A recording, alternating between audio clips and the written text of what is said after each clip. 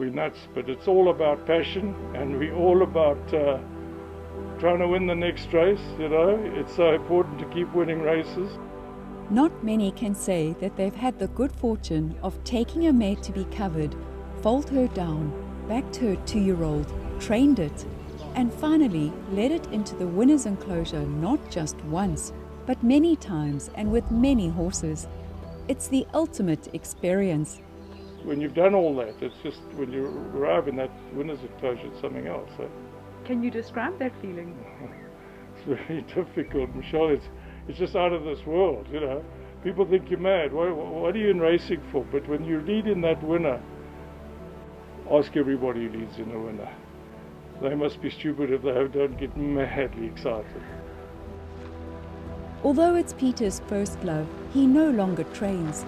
With the expropriation of his family farm in Mpumalanga in 2008, he and Jenny found undeveloped land between Nottingham Road and Moy River to create what we know today as Clifton Stud. Michele, what a wonderful thing to see. So good to see you. Good. Lerato and I had driven up from Durban earlier in the morning, but roadworks on the N3 had delayed our arrival. It was worth the wait, as the view over Rosetta and a swing at the bottom of the garden took my breath away. Call it the child in me, but I can never grow old of swings. And neither Lerato, so it seems. What a view! No farm would be the same without dogs, and these have a special family connection. They were donated to me by Luke Ferraris. It were his dogs when he was at the academy. And when he left for Hong Kong, Auntie Jenny got the dogs. And what a life they're having. A hearty farm breakfast awaited, where we were joined by stud manager Christine Quinn and news of the foals. We could hardly wait to get outside.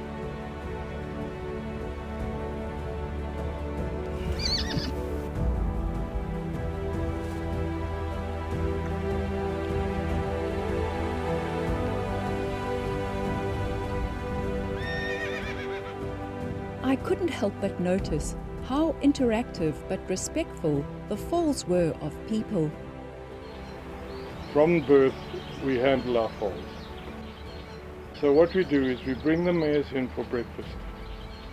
And they come in with their foals and they're led in from the paddock, in hand, one groom to the mare and the foal, into the stable. The mare will be fed, and then the grooms pair up and they handle these foals, playing with them, tickling them under the tails, and then we play up their neck. We go through the ears, down the nose, and things like that. Ultimately, the groom this side will hold the foal. The groom that side will pick up the leg, pick out that hoof, smack it too with his hand, so it sounds like the hammer, and then he'll hold, and then the groom this side will do the same thing on this side, and so it goes. At least they're getting handling 3 times or 4 times a week. And in the end, you'll find these foals, they're so quiet, it makes life easy. Ultimately, when these foals get stronger, it's just a breeze. Do some give you a feel early on that they could be special? Oh, definitely. You just see that one that's racy. I always believe what you see at sort of 2 weeks, 3 weeks, 4 weeks, you'll see it again when that foal's 2 years. And then there are those foals who surprise. But Classic Flag has come over from 18, and Classic Flag won it. You know, listen, horses make fools of you all the time. I mean, we bred Classic Flag who won the July, as you know. He wasn't huge. He was a racy looking colt. I asked my staff after he was a success, did you guys see him show that in the paddock? Did we ever see it?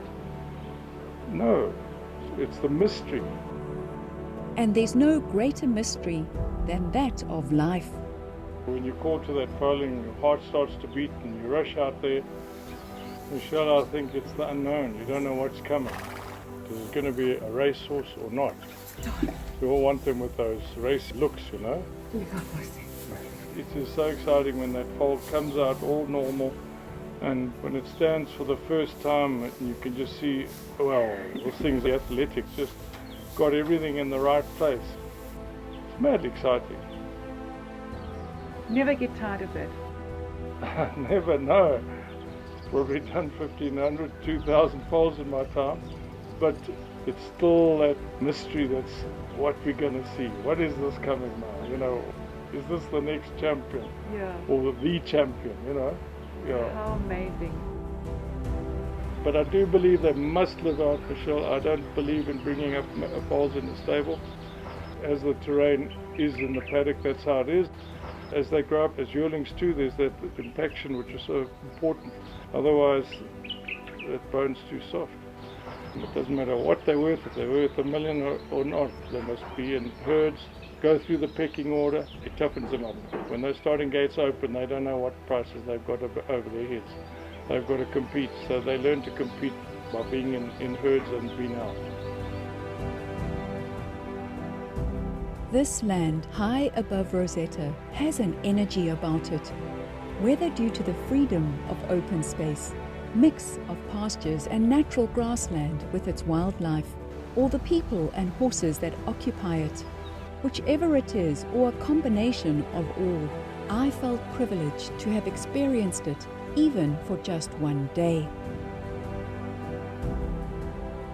There are many ups and downs in breeding and racing, but do the highs carry you through? Yeah, I think, you know, of course they do. That's why we stay in it.